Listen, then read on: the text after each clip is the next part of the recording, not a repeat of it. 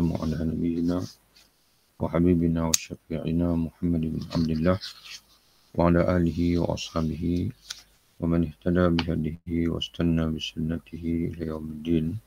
Amma ba'd. InsyaAllah tuan-tuan sekalian, kita sambung lagi pembacaan kita daripada kitab Ihya Ulumuddin.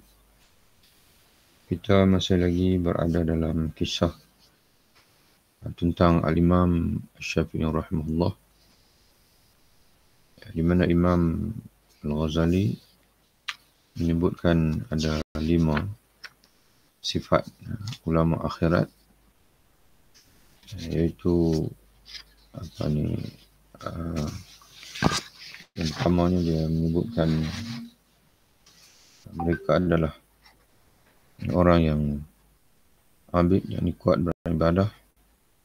Yang keduanya zahid, zuhud, iaitu tidak terpengaruh dengan dunia. Yang ketiga alim dengan semua ilmu akhirat. Yang keempat faham akan kepentingan umat di dunia.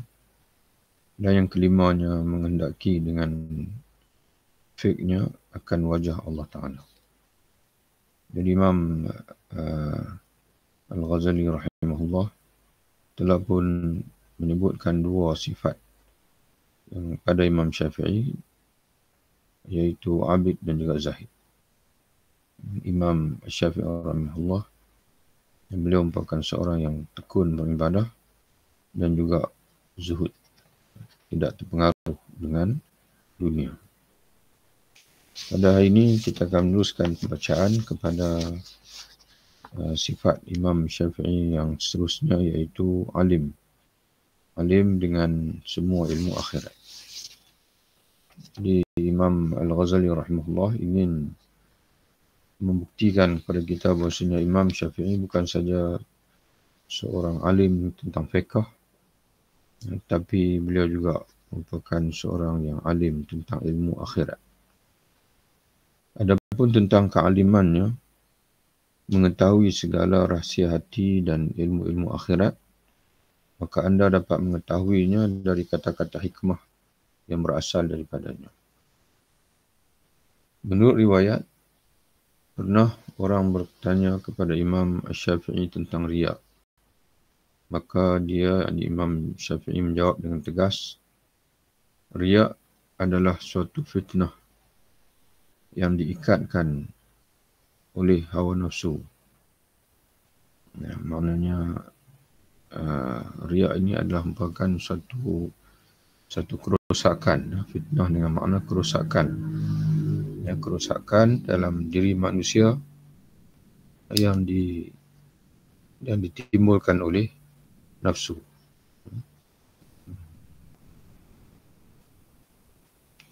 Untuk mendinding penglihatan mata hati para ulama. Mana para ulama sendiri, maknanya dengan adanya riya menyebabkan mata hati itu terdinding. Lalu mereka melihat kepada riya itu, makna terdinding daripada Tuhan, daripada Allah. Walaupun sudah ada ilmu, yang makna ilmu itu sudah ada, bahasanya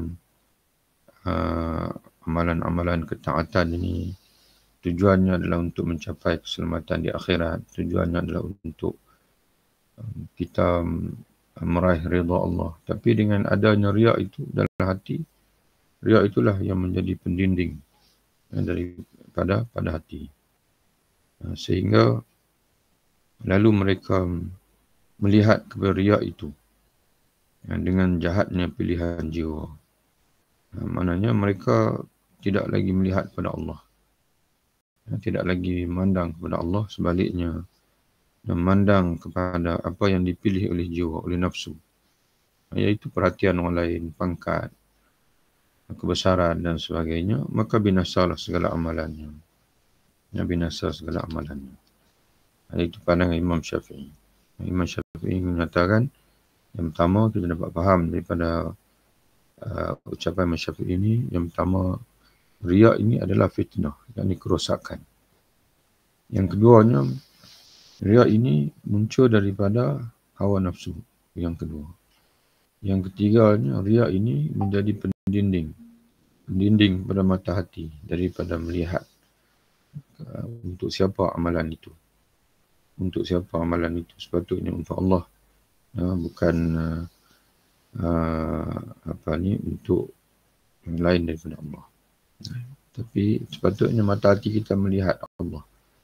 Tapi dengan adanya riak, mata hati kita tidak melihat Allah Ta'ala, sebaliknya melihat kepada pilihan jiwa, pilihan dipanggil hawa nafsu, iaitu kebesaran, pangkat, dan pujian, kemewahan duniawi dan sebagainya. Maka akhirnya binasalah. Segala amalan. Mana amalan tidak diberi pahala oleh Allah Ta'ala, tidak membawa kebahagiaan di akhirat. Berkata Imam Asy-Syafi'i lagi, apabila engkau takuti timbul ujub pada amalanmu, yang mana kagum dengan amalan diri sendiri. Jadi bila engkau takut timbul ujub pada amalanmu, maka pandanglah kepada redha Tuhan yang kau cari, bukan redha manusia. Maka pandanglah pada pahala yang engkau gemari. Bahasanya yang kau cari itu adalah pahala.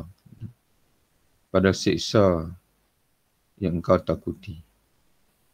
Kena ubah sikit. Pada siksa Tuhan yang engkau takuti. Mana ni maknanya seorang lah. Pada sihat yang engkau syukuri.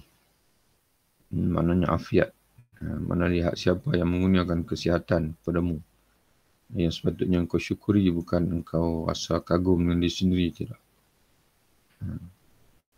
Dan pada bala yang engkau ingati. Mana engkau pernah ditimpa dengan bala, ingat balik. Bagi siapa yang melepaskan engkau daripada bala itu. Bukan diri engkau sendiri. Jadi sepatutnya tidak timbul perasaan kagum pada diri sendiri. Kerana melihat dari arah mana sekalipun, maka kita ini akan menyadari bahawasanya kita ini adalah manusia yang lemah. Kalau kita melihat pada, kita perhati tengok, dia kata bila engkau takut akan timbulnya ujub dalam diri, maka yang pertama, pandang dalam beramal ni, keredaan siapa yang kita nak cari. Lalu kita akan jawab keredaan Allah. Maka Allah tidak suka orang yang ujub. Allah. Sebab itu dalam hadis Nabi menyatakan bahawa salasun muhlikat, ada 3 perkara yang membinasakan seseorang itu. Salah satu daripadanya adalah kata Nabi, i'jabul mar'i bin nafsih. Seseorang itu dia berasa ta'ajub dengan dirinya sendiri.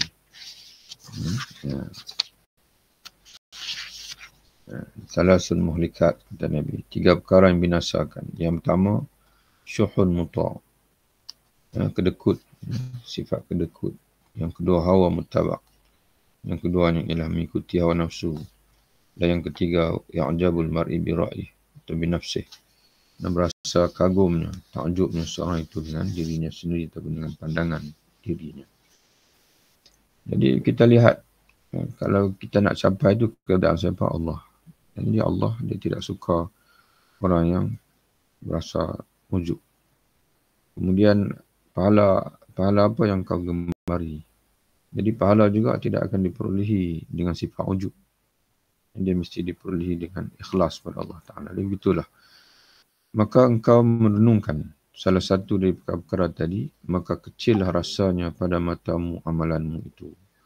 Jadi bila kita tengok semua tadi ni, keredaan kita nak, pahala yang kita cari daripada Allah, siksa yang kita takuti, kemudian sihat yang seharusnya kita syukuri kerana dia anugerah Allah, bukan datang daripada kita sendiri. Dan begitu juga bala yang kita pernah hadapi, bagaimana kita boleh terselamat dari bala itu, bukan kerana diri kita sendiri juga, tapi kerana Allah. Maka bila engkau renung salah satu dia perkara tadi, maka akan jadi kecil lah. Dan kita akan rasa amalan kita ni kerdil saja. dan begitu juga diri kita pun kerdil saja. Lihatlah, kata Imam Al-Ghazali, bagaimana Imam Syafi'i rahimahullah menerangkan hakikat riak dan cara mengubati ujub. Kedua-duanya itu adalah bahaya besar bagi hati. Jadi menunjukkan bahawasanya Imam Syafi'i rahimahullah dia bukan menguasai fiqh saja, bahkan dia menguasai penyakit-penyakit hati dan juga perkara-perkara yang boleh menyelamatkan manusia di akhirat. Kata Imam Syafi'i rahimahullah lagi, barang siapa tiada menjaga dirinya, maka tak bergunalah ilmunya. Jadi tujuan ilmu bukan untuk kehebatan, untuk bercakap, tapi tujuan ilmu yang kita dapat faham daripada ungkapan Imam Syafi'i ini adalah untuk menjaga diri. Dan barang siapa tiada menjaga dirinya, maka tak bergunalah ilmunya. Katanya lagi, barang siapa taat kepada Allah dengan ilmu, maka bermanfaatlah batinnya. Ini dalam bahasa Arabnya disebutkan man ata'a Allah bil ilmi, barang siapa yang mentaati Allah dengan ilmunya, nafa'ahu sirruhu. Sir ini rahsia atau batin. Di sini penterjemah kita dia kembalikannya itu kepada batinnya, batin diri. Barang siapa yang taat pada Allah dengan ilmunya, maka bermanfaatlah nafa'ahu sirruhu, bermanfaatlah batinnya. Batinnya itu kita boleh faham batin diri sendirilah, maknanya hatinya akan beri manfaat kepada dia. Maknanya dipanggil apa?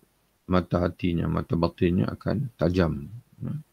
Sebagaimana Nabi SAW sebut dalam hadis, istafti qalbak, minta fatwa lah daripada hati kamu. Maknanya hati kita ni akan memberi firasat kepada kita, akan beri tunjuk arah kepada kita.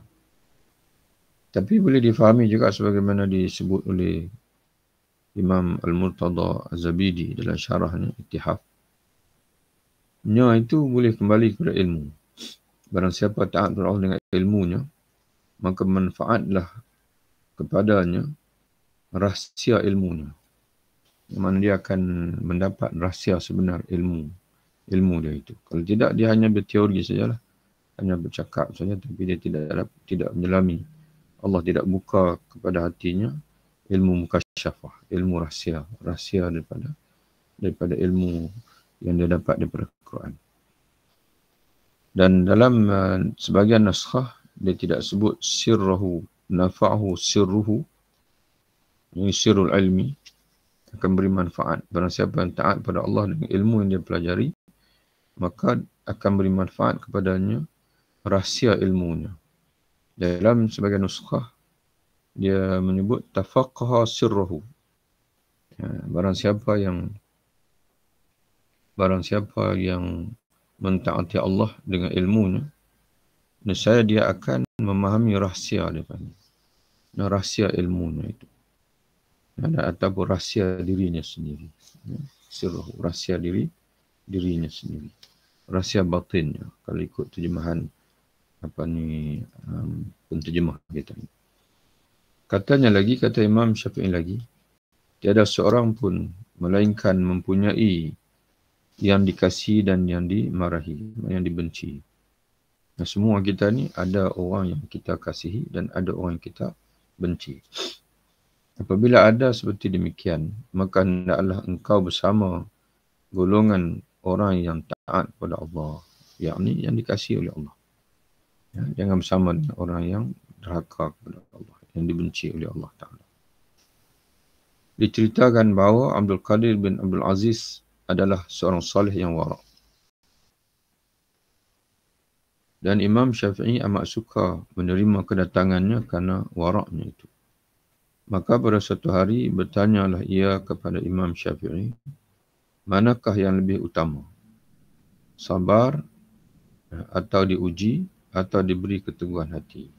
Di antara tiga ini mana yang lebih utama? Ya, sabar, ya, ataupun diuji, atau diberi keteguhan hati oleh Allah Ta'ala. Maka menjawab Imam Syafi'i rahimahullah, diberi keteguhan hati adalah darjat Nabi-Nabi. Yang diberi keteguhan hati adalah darjat Nabi-Nabi. Dan tidak ada keteguhan hati itu selain sesudah diuji. Apabila diuji, maka bersabar. Jadi ketiga-tiga itu, seolah Imam Syafi'i menjawab bahasanya ketiga-tiga itu adalah benda yang utama. Mana kita adalah bersedia untuk sabar, bersedia untuk diuji, dan juga kita juga mohon kepada Allah agar diberi keteguhan hati. Dan yang paling tinggi itu adalah keteguhan hati. Karena kata Imam Syafi'i, diberi keteguhan hati itulah darjat Nabi-Nabi. Bila dipanggil Allah Ta'ala beri keteguhan hati, otomatiklah kita akan dapat bersabar dan juga kita akan tahan ujian. Diberi keteguhan hati adalah darjat Nabi-Nabi. Dan tidak ada keteguhan hati itu selain sesudah diuji. Kalau kita belum diuji, macam mana kita nak tahu kita ni teguh hati ataupun tidak. Apabila diuji, maka bersabar. Tahulah maknanya. Bila kita diuji, maka timbullah kita ini sabar ataupun tidak. Apabila sudah bersabar, maka teguhlah hati. Tidakkah engkau lihat? Tidakkah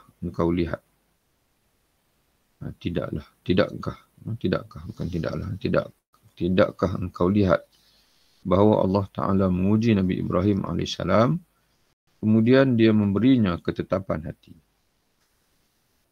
Ia menguji Nabi Musa AS, kemudian ia memberinya ketetapan hati. Ia menguji Nabi Ayub AS, kemudian ia memberinya ketetapan hati. Dan ia menguji Nabi Sulaiman AS, kemudian ia memberinya ketetapan hati dan menganugerahinya kerajaan. Maka ketetapan hati itulah adalah darjat yang paling utama. Firman Allah, wa kadzalika makkanna li Yusufa fil ardi. Surah Yusuf ayat 21. Dan itulah kami teguhkan kedudukan Yusuf di muka bumi, yakni setelah diuji.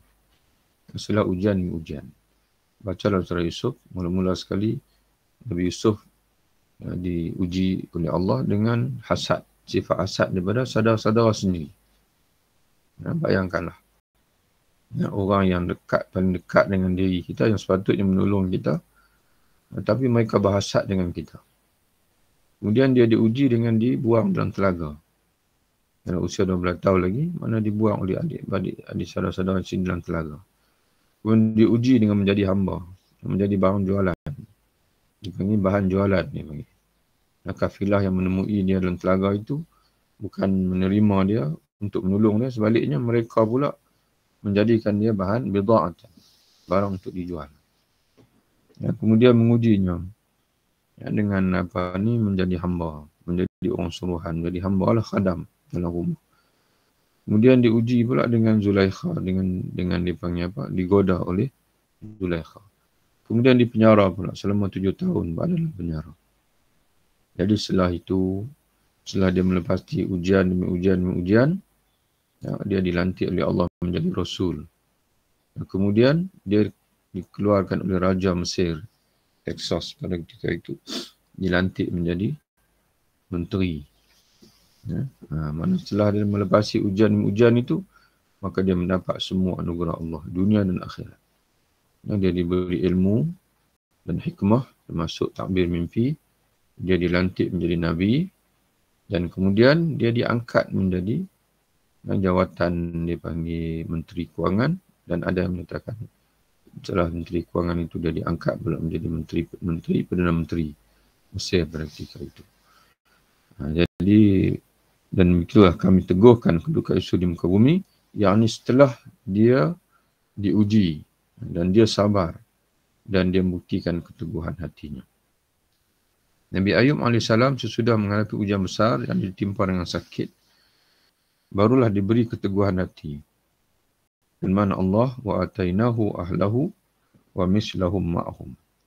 Kami berikan kepadanya pengikut-pengikutnya dan tambahannya lagi sebanyak itu pula. Ahlahu ni kalau tengok dalam tafsir dia kata iaitu ahli keluarganya, anak-anak dan juga anak-anak lelaki dan perempuannya yang kami berikan kepadanya setelah dia sembuh daripada sakitnya itu. Dia berdepan dengan ujian dan dia sabar dan buktikan keteguhan hati kepada Allah Ta'ala. Maka kata Allah, awal ayat ini, kerana Imam Zain bawa separuh saja. Di awal ayat kata Allah, fastajabna lahu. Kami perkenankan doanya. Fakashafna ma bihi min dhurrin. Dan kami hilangkan penyakit, penderitaan yang menimpa dirinya. Wa atainahu ahlahu. Dan kami berikan kepadanya keluarganya. Mana kami cambahkan keluarganya. Dia beranak pinak cukup banyak selepas itu. Wa mislahum. Dan seumpama mereka lagi. Mana keluarganya yang meninggal, yang mati sebelum ini. Ya Allah Ta'ala gantikan.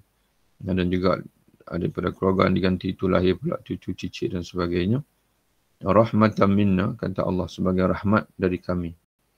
Rahmatan min indina, sebagai rahmat dari si kami.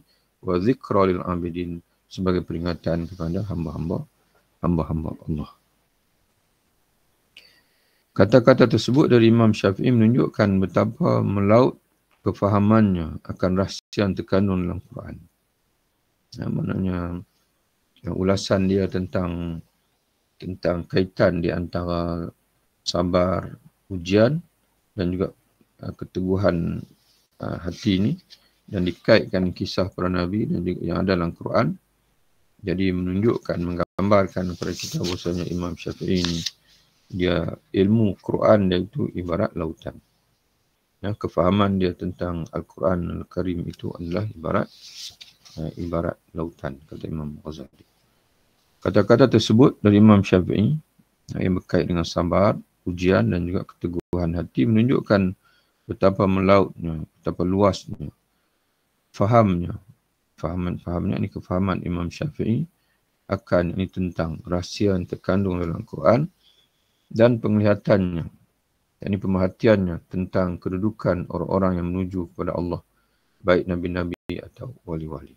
Semuanya itu adalah ilmu akhirat.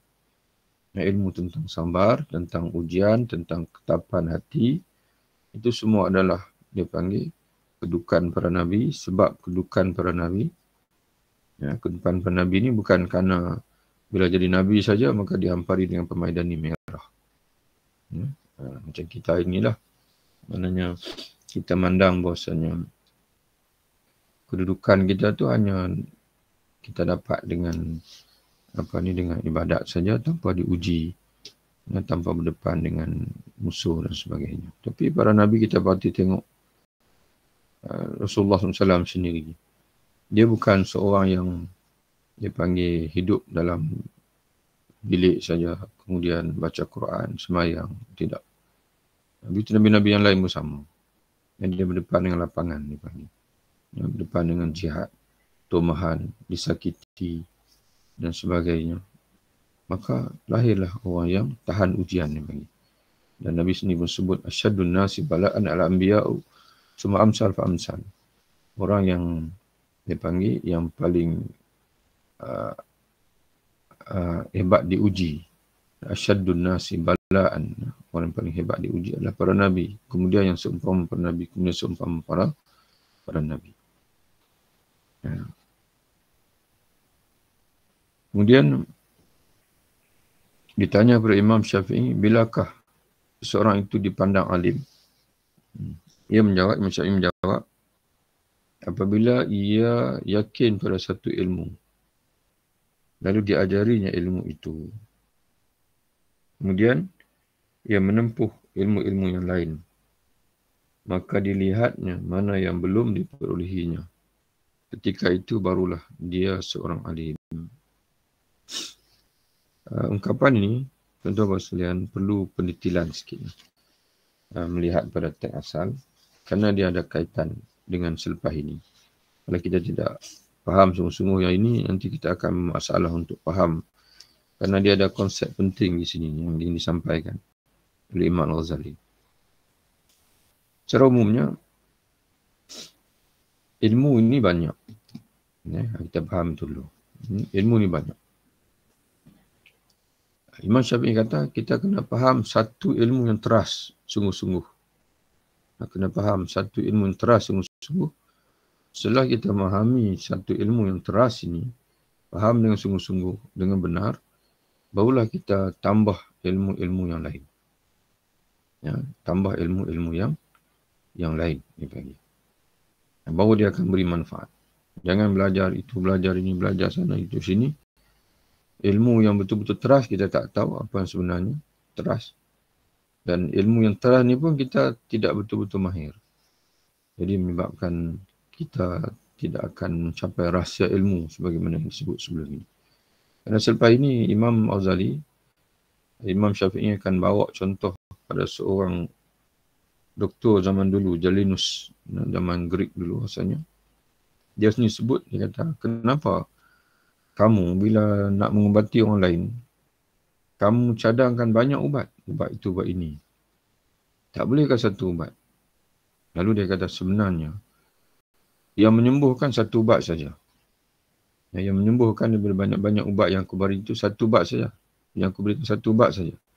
Adapun ubat lain yang aku berikan bersama dengan dia itu, ialah untuk meredakan kesan ubat itu. Manakala guna satu ubat saja akan binasakan.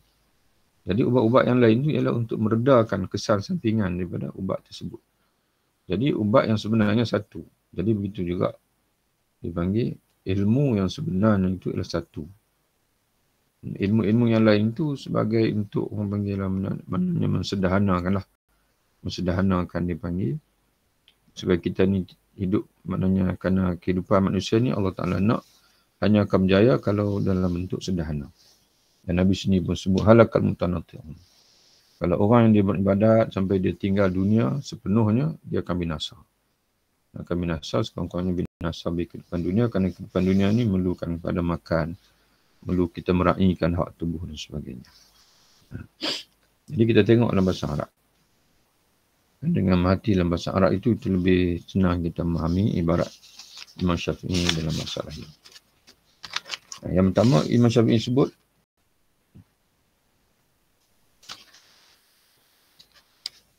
mata yakunu rajul aliman, wa qila Syafi'i, ditanya pada Imam Syafi'i, mata yakunu rajulu aliman, bila seorang lelaki itu akan menjadi orang alim, qala,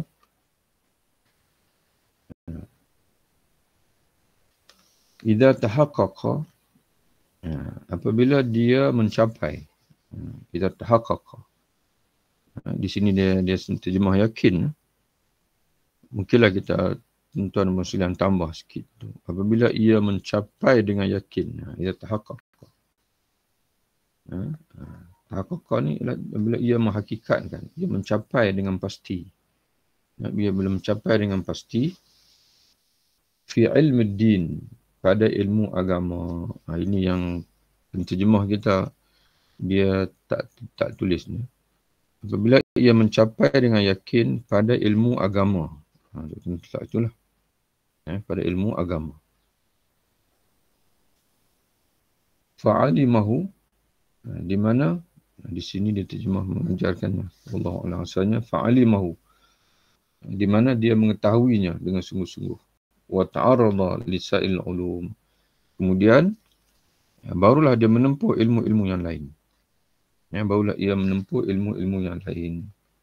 Fa nazara fi ma fatahu, maka dilihatnya mana yang belum diperolehinya, mana ilmu lain. Setelah dia mencapai ilmu agama, dia mengaji sungguh-sungguh, barulah ilmu yang benar-benar teras dalam agama ni, barulah dia menempuh ilmu yang lain. Maka dilihatnya mana yang belum diperolehinya. Pada ketika itu barulah dia seorang yang alim. Seorang yang alim. Dan Ibnu Abbas menyebutkan bahawa kami diajar ilmu yang kecil-kecil sebelum ilmu besar-besar. Mana ilmu yang bawah dulu, ilmu yang teras dulu. Barulah pergi kepada ilmu yang besar-besar. Jadi, kalau mengikut Imam Al-Ghazali, Mana belajar ilmu akhirat dulu. Ilmu akhirat dulu, barulah pergi kepada daqaiqul fiqh, ya, perincian-perincian fiqh. Jangan kita bermula dengan belajar perincian-perincian fiqh, lalu kita tinggalkan ilmu yang paling dulu yang perlu kita pelajari. Pernah ditanya orang kepada Jalinus, ini kata Imam Syafi'i cerita dia kaitkan ilmu agama ni dengan ilmu perubatan. Sesungguhnya Tuhan menyuruh buat bermacam-macam ubat untuk satu penyakit. Tengok dalam bahasa Arabnya disebut apa ni? Fa'inna uqil al-Jalinus, kata Imam Syafi'i, ditanya kepada Jalinus, innaka ta'muru lidda'il wahid. Engkau menyuruh. Ya, menyuruh maksudnya apa ni, makan, bukan buat. Engkau menyuruh makan bermacam-macam ubat untuk satu penyakit. Menjawab Jalinus, yang dimaksudkan di ubat-ubat itu adalah satu. Maknanya sebenarnya yang ingin dicapai untuk dimaksudkan yang dicapai, yang ingin dicapai dari ubat-ubat itu ialah satu saja, untuk penyembuhan itu. Dan yang dimaksudkan yang lain dalamnya, mana tambahan-tambahan ubat lain itu adalah supaya tetap ketajamannya. Wallahu a'lam, dia tanya tetap ketajamannya. Kerana kalau masing-masing sendiriannya itu membunuh. Mana kalau dipanggil diberi satu saja ubat. Setiap ubat ini, setiap satunya itu boleh membunuh. Sebab itu anak lebih selesa untuk terjemah. Kerana di sini dia kata, wa innama yaj'alu mahu ghairuhu, innamal maqsud minhu wahid. Daripada banyak-banyak ubat yang aku berikan itu, kata Jalinus, yang aku maksudkan daripadanya untuk penyembuhan ialah satu saja. Wa innama yaj'alu mahu ghairuhu, tapi aku jadikan, aku campurkan bersama dengan satu ubat yang untuk penyembuhan itu, ubat-ubat lain, litaskuna hiddatuhu, ya, untuk meredakan ketajaman ubat itu. Ya, kerana kata dia, di anal afrad qatilun, kerana setiap satu ubat itu boleh membunuh. Jadi dengan dicampur ubat-ubat lain, maka ubat-ubat lain tambahan itu dia akan meredakan ketajaman ubat yang satu itu. Tapi yang sebenarnya yang satu itulah yang sebenarnya yang apa ni, yang menyembuhkan tu. Wallahu a'lam, itulah ni.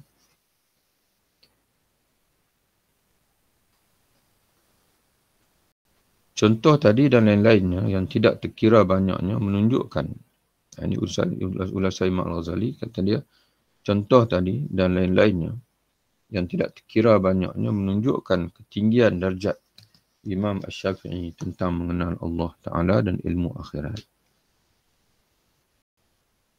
Adapun maksudnya dengan ilmu fikih dan perdebatan di dalamnya adalah semata-mata wajah Allah.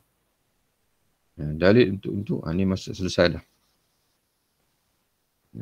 Selesai dah dipanggil sifat ulama akhirat yang ke berapa tadi, iaitu salah satu dari sifat ulama akhirat ialah dia mengetahui dengan lengkap ilmu yang membimbing manusia ke jalan akhirat. Dan Imam Syafi'i memiliki ilmu itu, bukan sahaja ilmu fiqh.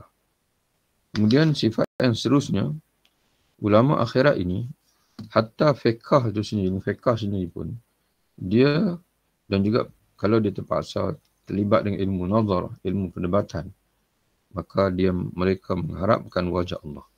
Bukan semata-mata untuk mengalahkan lawan, bukan semata-mata untuk menunjukkan kehebatan diri, tidak.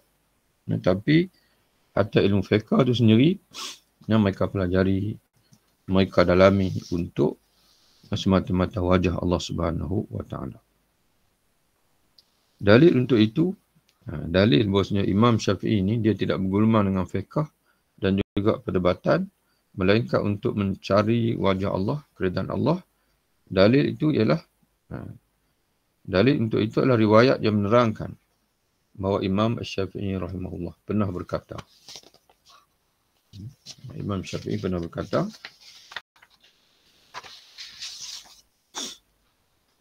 aku ingin manusia mengambil manfaat dari ilmu ini. Tuan-tuan silakan tulis ilmuku ini. Dan ilmu-ilmu lain yang ada padaku meskipun sedikit. Dia terjemahan ini agak lari daripada maksudnya, tuan-tuan kena betulkan sikit. Kita tengok dalam teks bahasa Arabnya. Wadidtu mana aku mengingini. An-nas, bahawa manusia intafa'u, mengambil manfaat bihadal ilmi, dengan ilmu ini, makna dengan ilmu fiqh yang aku sampaikan tu, ilmu lain yang aku sampaikan, wa ma nusiba ilayya syai'un minhu, tanpa dinisbahkan kepada aku suatu pun daripadanya. Maknanya aku nak orang ambil ilmu ni pada aku, kalau orang tak tahu bahawasanya ilmu ni ilmu Imam Syafi'i pun tak apa. Itu maksud dia. Wa ma nusiba, nisbah, disandarkan. Wadidtu, aku mengingini, an-nas, bahawa manusia ini mengambil manfaat dengan ilmuku ini, wa ma nusiba ilayya, tanpa dinisbahkan, disandarkan kepadaku syai'un minhu, sedikit pun daripada ilmu tersebut. Tapi nak buat macam mana? Dia nak sembunyi macam mana? Nama dia, kerana dia yang menulis, dia yang mengajar. Tapi harapan dia begitulah. Kalau orang ambil ilmu ni daripada dia dan orang tak kenal dia pun tak apa. Maka lihatlah betapa Imam Syafi'i memperhatikan kepada bahaya ilmu dan mencari nama baginya. Dan tuan-tuan tulis tu, memperhatikan bahaya ilmu dan bahayanya ilmu dalam keadaan bertujuan mencari nama dan bagi ilmu. Mana dari ilmu itu, bukan ikhlas kerana Allah. Dan bagaimana ia bersihkan hati daripada berpaling kepadanya, yang semata-mata niatnya adalah kerana Allah Ta'ala. Yang mana bersihkan hati daripada berpaling kepada ilmu semata-mata. Mana dipanggil mempelajari ilmu kerana ilmu, bukan kerana Allah. Kerana ilmu yang ada nilai, maka kita pelajari. Maka bahaya dia panggil.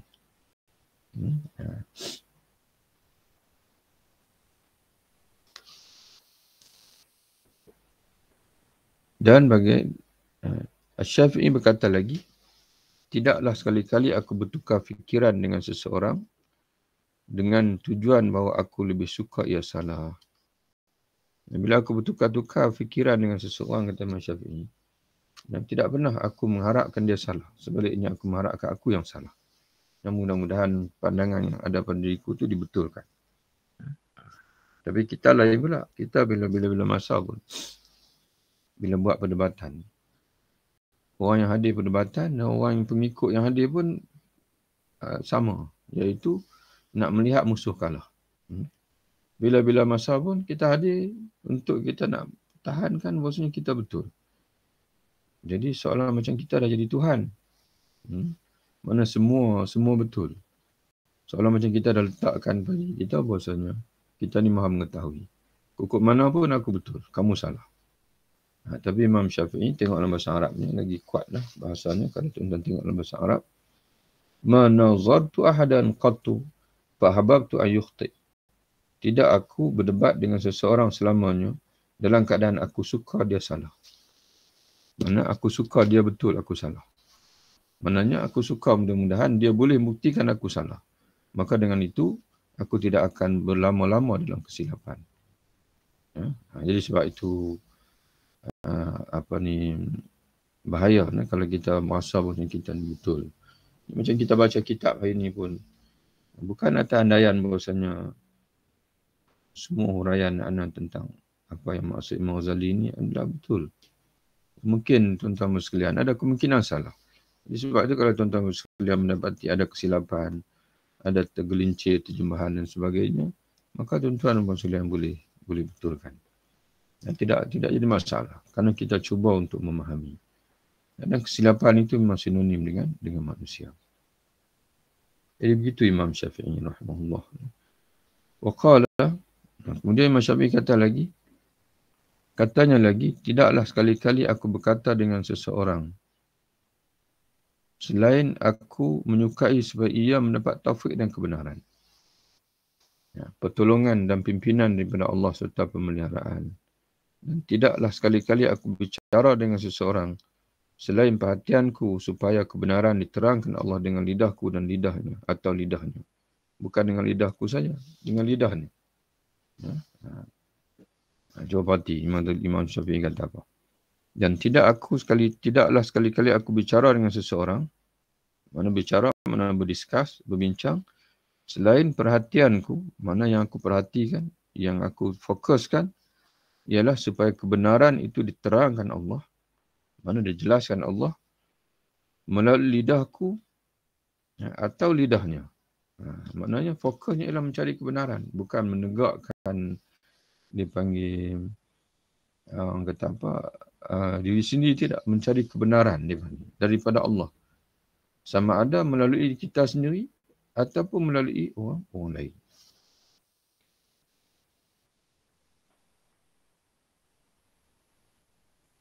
Sebab itu ada beza di antara mencari kebenaran, ya, satu, mencari kebenaran.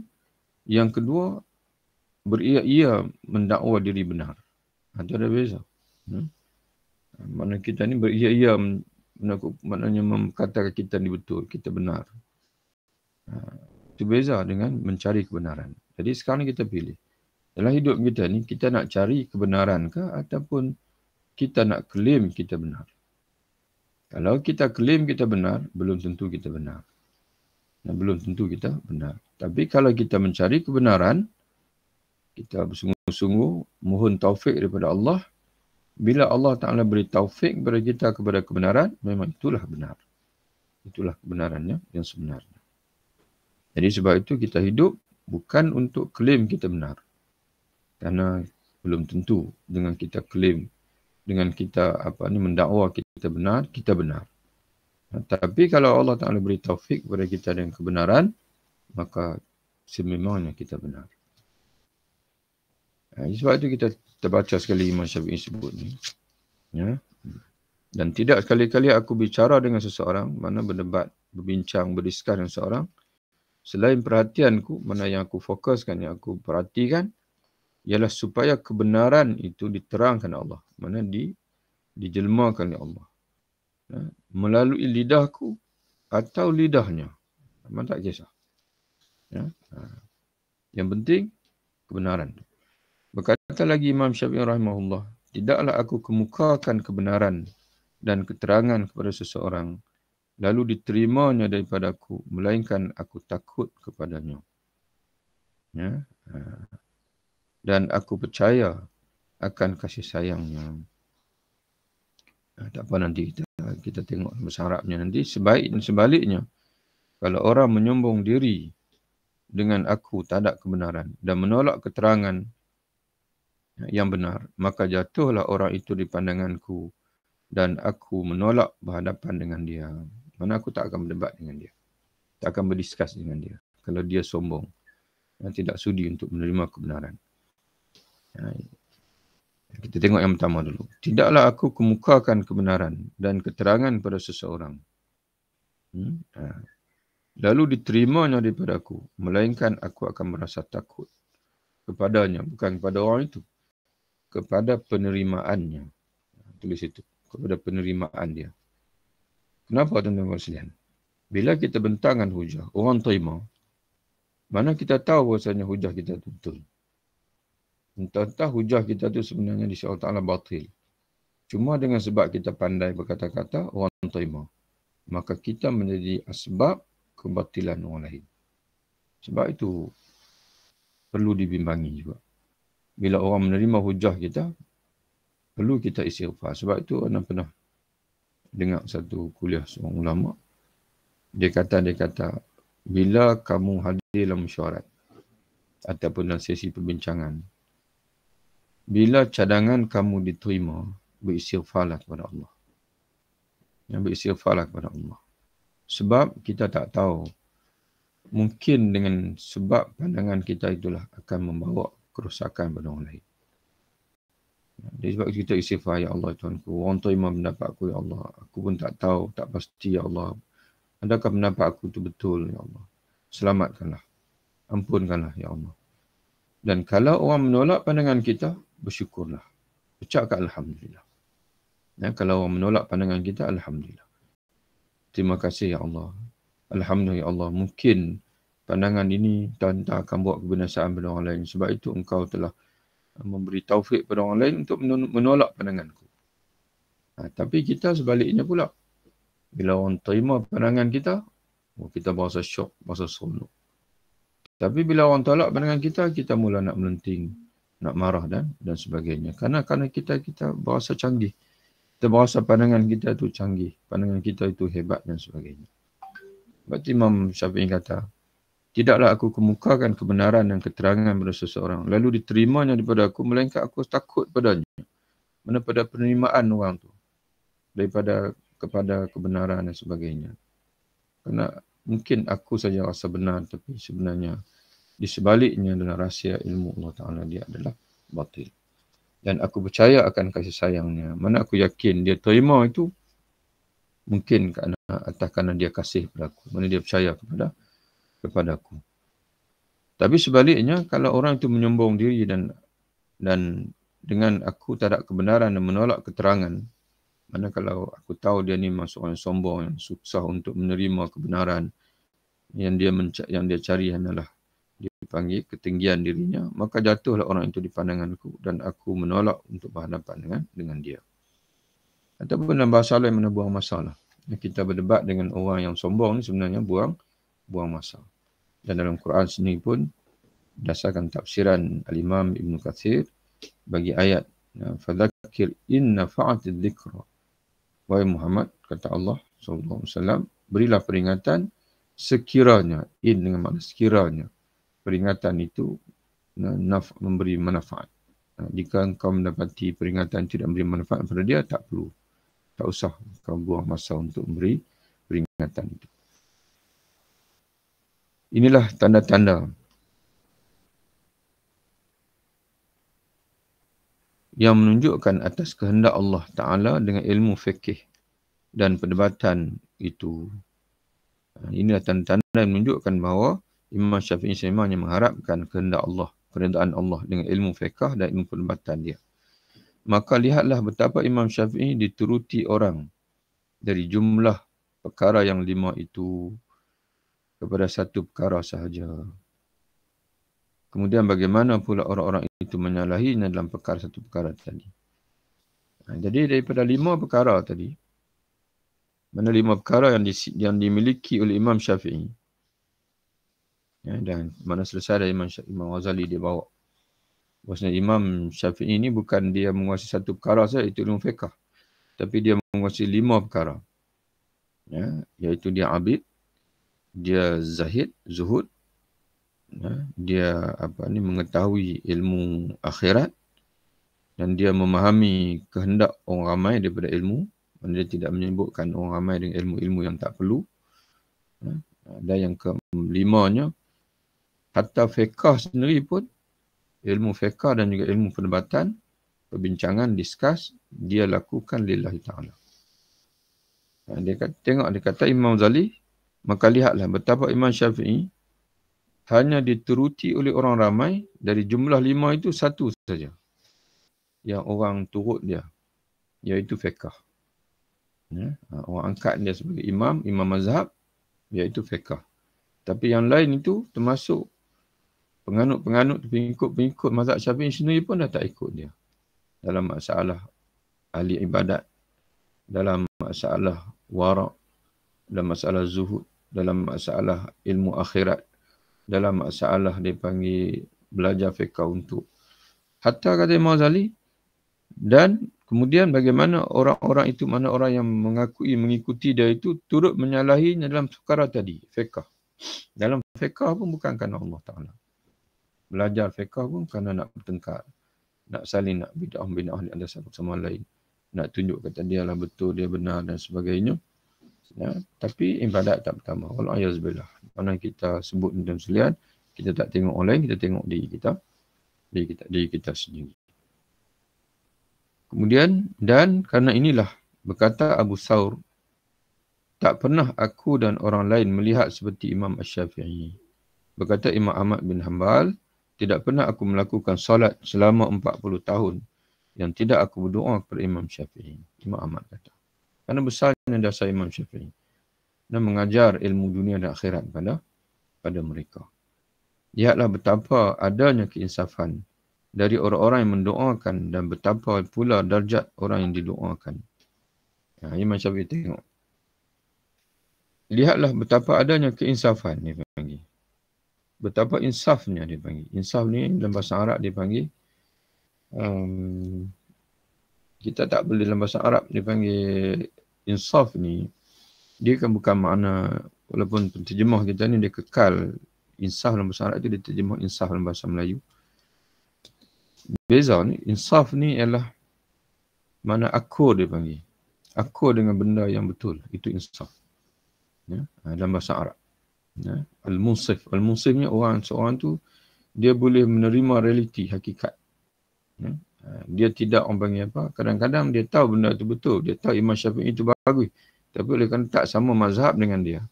Oleh kerana dia satu level dengan Imam Syafi'i. Maka dia senyap.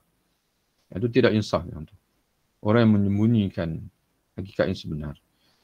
Imam Ghazali nak sebut di sini dia. Lihat betapa adanya insaf itu. Perasaan insaf itu. Dari orang yang mendoa. Ya, dari orang yang mendoa. Ya, dan betapa pula darjat orang didoakan. Yang mendoa siapa? Abu Thawr. Maknanya betapa insafnya mereka itu. Mereka imam Abu Thawr. Imam Ahmad. Pun imam juga. Dia satu level dengan Imam Syafi'i. Dari segi keimaman. Bahkan dari satu segi, Imam Ahmad lagi excellent daripada Imam Syafi'i. Itu dari segi hadis. Imam Syafi'i tidak mengarang musnad. Tapi Imam Ahmad bukan sekadar mengarang musnad, dia mengarang musnad yang paling banyak hadis, iaitu musnad Ahmad. Imam Ahmad itu ada 40,000 hadis.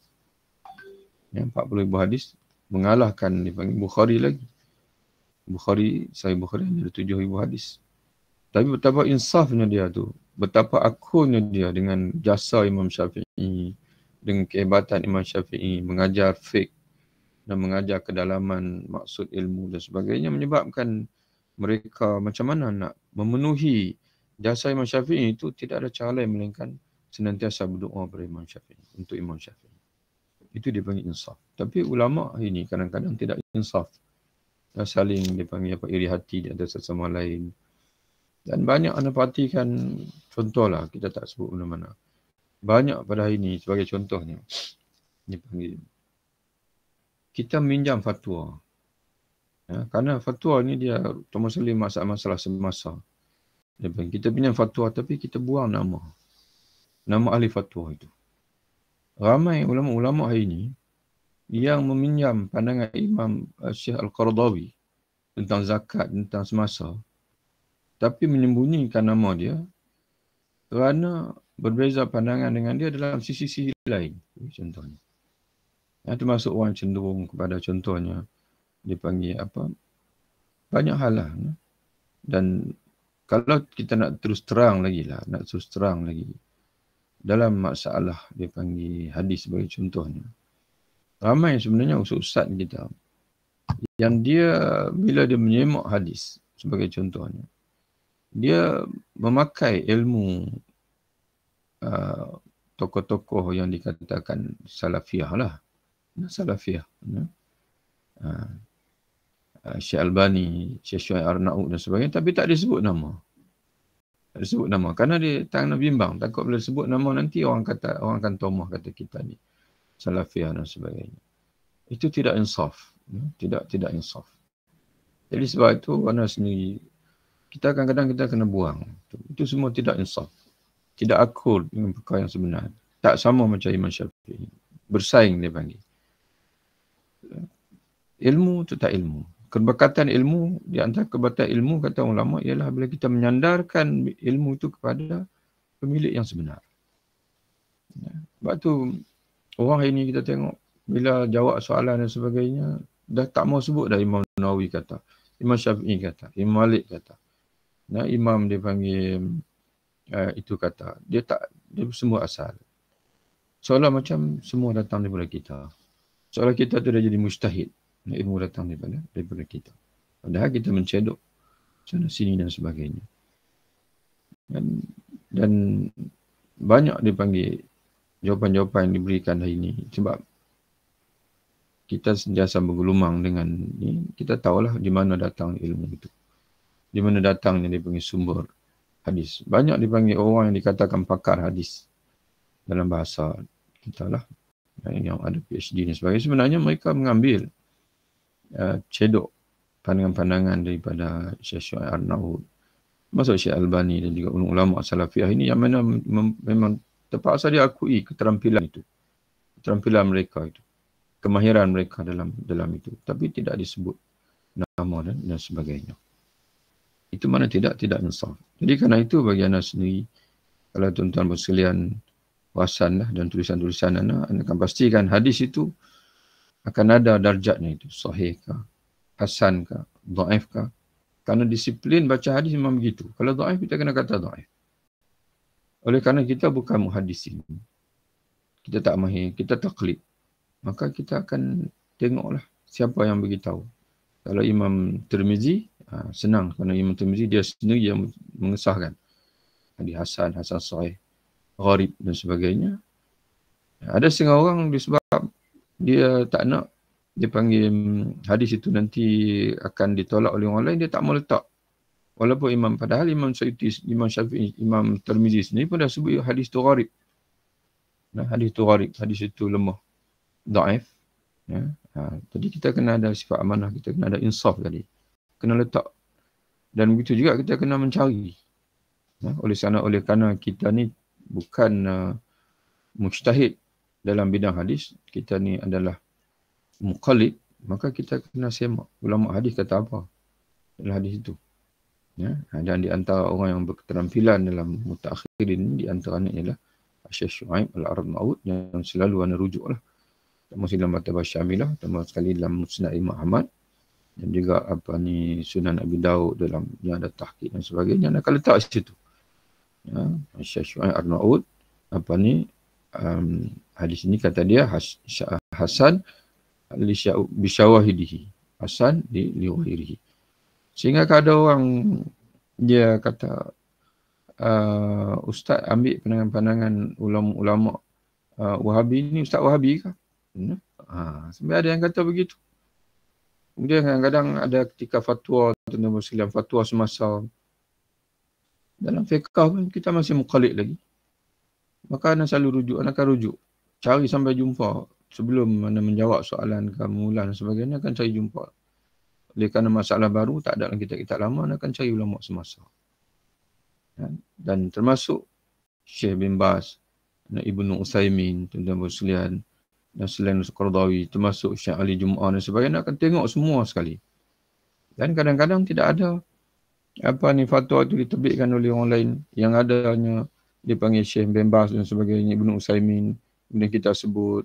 Ada seorang tu dalam buku, contohnya, ada satu buku tu dia tulis, ada quote kan juga ulama-ulama Arab Saudi ni, dia kata, Ustaz Wahabi kan? Sampai begitu. Orang kita ni dia terlalu tertutup. Tuan-tuan sekalian, kita kena ingat begini. Istilah Wahabi kah, Salafiyah kah, Sufiyah kah? Istilah itu istilah kita. Istilah kita, bukan istilah Allah. Bukan istilah Nabi Muhammad. Dan Allah SWT tidak ada dalam mana-mana kitab. Quran kah, hadis kah, Bukhari kah, Muslim kah? Mana-mana orang Islam ni, termasuk para ulama ini, Allah Subhanahu Wa Taala kecualikan dia daripada syurga. Kecualikan dia daripada hidayah. Kecualikan dia daripada dipanggil.